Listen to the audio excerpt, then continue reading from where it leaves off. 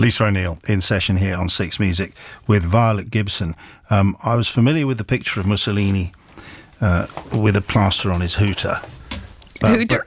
On his nose, yeah, his hooter, if you like. Snout. Or his snout. Snout is much better. Of course it is. But to my shame, and this is where your songs are educational, I wasn't aware of Violet Gibson.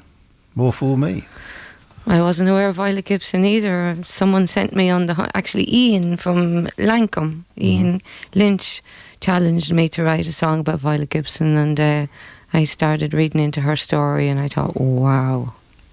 Because she came from Ireland. She came from Dublin, yeah. From Dublin, and having attempted to kill Mussolini, is it true she wasn't allowed? That she ended up in Northampton because she wasn't allowed back into Ireland? Is that right? I don't think she was exactly imprisoned, but I guess she wasn't welcome home. Yeah. They thought she was mad, and the point I like to make when I'm talking about this song and singing this song, there are all types of mad in this world, and there's good mad and bad mad, and I don't think that Violet Gibson deserved to be locked up for the rest of her life, especially after Mussolini was, people did realise the bad egg that he was later on, and nobody came back and said, maybe this woman's intuition and instinct was right, and that this fellow was about to stir up some proper, terrorism, and she spent the rest of her life in the psychiatric hospital in Northampton, and I just feel it's never too late to correct somebody's legacy. Well, it's a beautiful song that you've written about her as well, which appeared on the previous album to All of This Is Chance, and it may well feature you got. I just wanted to ask about two shows you got coming up, two Symphony for the Moons concerts, for which you're working once again with Terry Edwards. Just tell us about working with Terry and what he's got planned. Well, I was lucky enough to meet Terry back, almost been 6 years ago, Shane McGowan's 60th birthday party in the National Concert Hall in Dublin.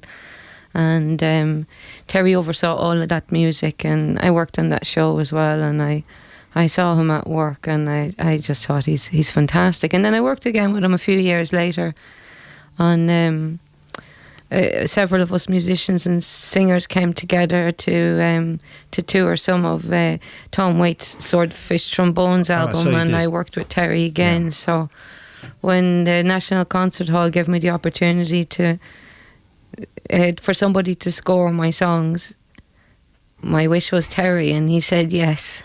And the two shows, one in Dublin and then one in London at the Barbican, take place in November, both on the full moon as well. What's the thinking? The first one's the Reed moon, is that right? Well, the first one falls exactly on the full moon.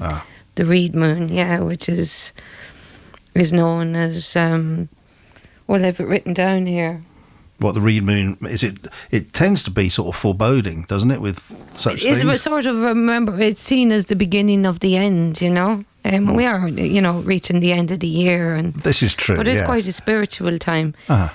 I love the moons, but I was sort of just lucky that the date fell on the full moon, and the December one is the cold moon, is the final full moon of the year, and it doesn't fall exactly on it, but around it the moon is getting pretty full. They'll do. I think it's a great time to sing. The moon's having its effect, whatever, as it gets, as I understand it, we are to something. I do believe that the moon does things to us all the time because we're so much water. Is that right? Is that the simplistic way? We're 70% water, and so therefore the moon we gravitate by the moon. And Gideon, you and I wouldn't be in this world without the moon. We wouldn't. No, exactly. Thank you to the moon. Well, I say thank you. I mean, sometimes it's a bit of a pain, but generally, thanks very much to the moon. Yeah, thanks, moon. The song that show's on the 11th of December, by the way, at the Barbican. We heard "If I Was a Painter" earlier, which was conceived in London as you can hear during the song, the lyric of the song on the tube. And you've talked about being a songwriter and an observer. So that's you observing and thinking about and going at great speed on a London tube train. What did you see to inspire you, so to speak, on there? Well, I mean, I saw the mechanism of the tube itself and the tunnels, and thinking about the men who dug and built those tunnels. decades ago. A lot of them would have been Irish, a lot of them English too. And just then, fast forward, being on it, and I felt like everybody on it is looking down, and I was looking up and around, and how quickly we forget how things are made and the graft and how people made them. But not just that. It's more everybody's looking down into their phone, and the only people I do see looking up are older people, and there's a lonesomeness going on, and I feel. Yeah, I do feel my generation are moving very fast, and even in the sense of folklore, have we stopped gathering and collecting what came before us, and gratitude towards our elders, and also, if I was a painter, is about the importance of diversity, and that is something you'll feel in a great city like London, the importance of diversity in this world, in all races, in all types of people, is necessary.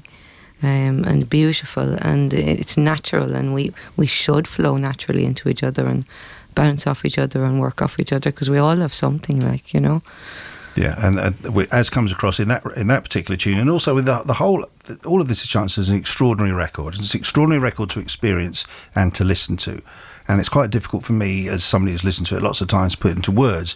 So I can't imagine how it was from your point of view creating it as well, that process of creating it. Was there a point where you realisation that you had the songs you needed, that they fitted together to make this whole thing, to make a record, to make an album? Yeah, I've made 5 albums, and I think there's always a point where I see this group of songs that work well together. They're almost like a family, and yeah, there was a point, but there were lots of points, and that record, I had longer with it than I normally would spend because of the pandemic and lockdown, and longer alone as well, to cycle around them again and again, and they grew and went in different directions, and they also kind of treaded into each other. And when I'm writing also, I go in, so I don't really, and I can only go back in there when I sing them. I don't know. That's a bit elusive. I don't know if that makes sense to you. No, I think it does. It does make sense, but it's funny. It was quite. The question was all over the place as well. But I just wanted to. Good question. And talking of the songs which can come slowly, I understand you're going to play a new song for us now. Which did this one arrive all of a sudden? This one arrived last week. Wow! But it's been arriving for about 4 years. Because I'd read one thing about you have sort of part finished songs in an imaginary drawer somewhere, or maybe in a real drawer somewhere, or nearly finished songs or bits of songs that you keep. And I think this is finished. We'll let the audience decide. But I've been wanting to write this for a while, and some songs then feel urgent. And this song is about the homeless crisis in Dublin, not just Dublin in Ireland, but across the globe. And at this point, I feel it doesn't actually make sense. I feel there's enough buildings and money in this world to house people, and it's a human right.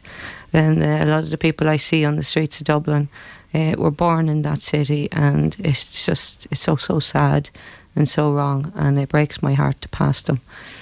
So I wrote this song, and it's called "Worsens Every Day."